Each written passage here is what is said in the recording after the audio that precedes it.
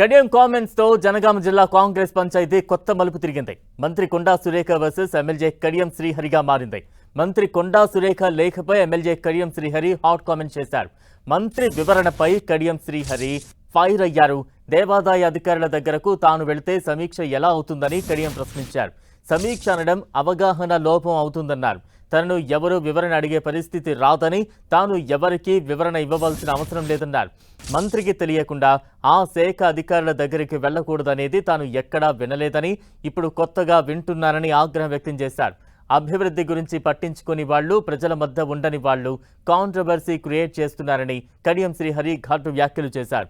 ఇది మంచి పద్ధతి కాదని, మంచి పరిణామం కూడా కాదన్నారు. అభివృద్ధి సంక్షేమంపై దృష్టి పెడితే మంచిదని కడియం సూచించారు. తాను ఎవరి అధికారాల పరిధిలోనికి వెళ్లలేదని, ఎమ్మెల్యే ఎమ్మెల్సీలకు పరిధులు ఉండవని, ఎవరితోనైనా మాట్లాడొచ్చన్నారు. ప్రోటోకాల్కు లోబడే దేవాదాయ అధికారులతో మాట్లాడారని, ఎస్టిమేట్స్ తయారు చేస్తే సీఎంను కలిసి నిధులు తెచ్చుకుంటారని చెప్పారని కడియం చెప్పారు.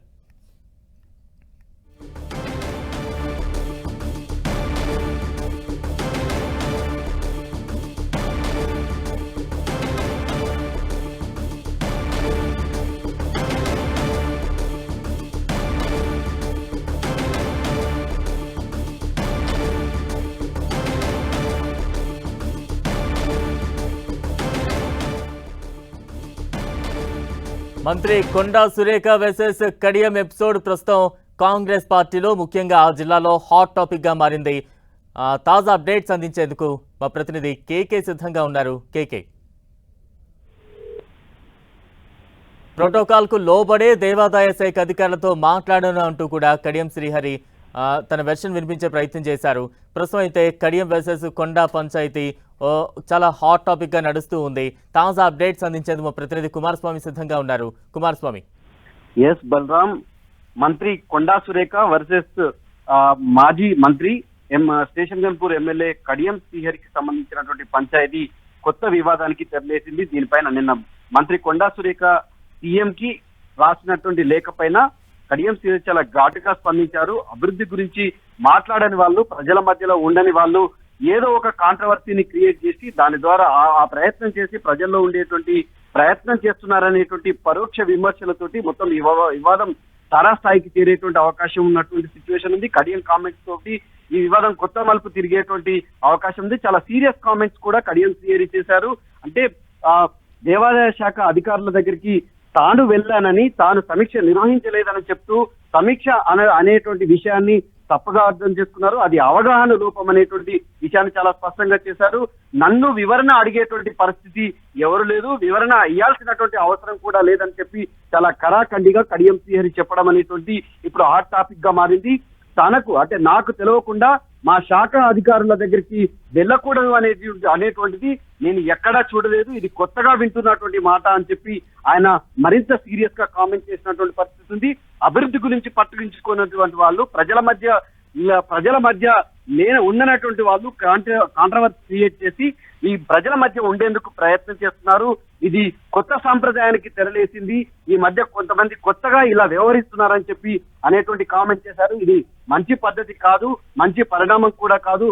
అయితే అభివృద్ధి పైన దృష్టి పెట్టాలి, అదేవిధంగా సంక్షేమం పైన దృష్టి పెట్టాలి, కానీ ఈ రకమైనటువంటి కాంట్రవర్సీస్ మీద దృష్టి పెట్టకూడదు అనేటువంటి విషయాన్ని చాలా స్పష్టంగా చెప్పారు. ఈ రోజు ఇంకా హరీష్ రావు నీటిపారుదల శాఖ మీద, అదేవిధంగా ప్రధానంగా దేవాదుల మీద చేసినటువంటి దానికి బలం చేకూర్చే విధంగా ఈ రోజు కడియం శ్రీహరి కూడా చాలా కామెంట్ చేశారు. దేవాదుల అనేటువంటి వరంగల్ కు వరప్రదాయని, దాని నీళ్లు ఏ రకంగా తీసుకురావాలో అలాంటి వాటి బాగా కాన్సన్ట్రేషన్ చేయాలి, కానీ ఇట్లాంటి వివాదాల మీద కాదు అనేటువంటి కామెంట్ చేశారు. కొండా సురేఖ చేసినటువంటి కామెంట్ కి చాలా ఘాటుగా కడియం శ్రీహరి చేసేటువంటి కామెంట్ చేసినటువంటి విషయం. ఈ రోజు దేవాదుల అంశాన్ని కూడా కడియం శ్రీహరి ప్రస్తావించడం ఈ రాజకీయంగా ఏ రకమైనటువంటి మలుపు తీసుకుందో వేచి చూడాల్సినటువంటి అవసరం ఉంది. Right, thank you Kumaraswamy. రాజ్యాంగం ప్రకారం, బిజినెస్ రూల్స్ ప్రకారం సమీక్ష మంత్రులు మాత్రమే చేయగలుగుతారు, లేదా క్యాబినెట్ ర్యాంకు ఉన్న వ్యక్తులు మాత్రమే చేయగలుగుతారు. ఎమ్మెల్యేలు, ఎంపీలు సమీక్ష చేయరు, సమీక్షలో పాల్గొంటారు. ఒకవేళ నేను కలెక్టర్ దగ్గరికి వెళ్ళిందంటే అది సమీక్ష కాదు. కలెక్టర్ నా దగ్గరికి వస్తే అది సమీక్ష. నేను కలెక్టర్ దగ్గరికి పోతే అది రిప్రజెంటేషన్ ఇచ్చినట్టుగా. నేను నా నియోజకవర్గ ఆలయాల అభివృద్ధి గురించి, వాటి రిపేర్స్ గురించి, వాటి రెనోవేషన్స్ గురించి అర్చకులు లేరు, ఈవోలు లేరు, ఇది కొంచెం చూడండి అని చెప్పడానికి మాత్రమే కమిషన్ దగ్గరికి వెళ్ళి తప్ప మొత్తము శాఖ పైన సమీక్ష నేను ఎలా చేస్తాను, నాకేమీ అధికారం ఉన్నది.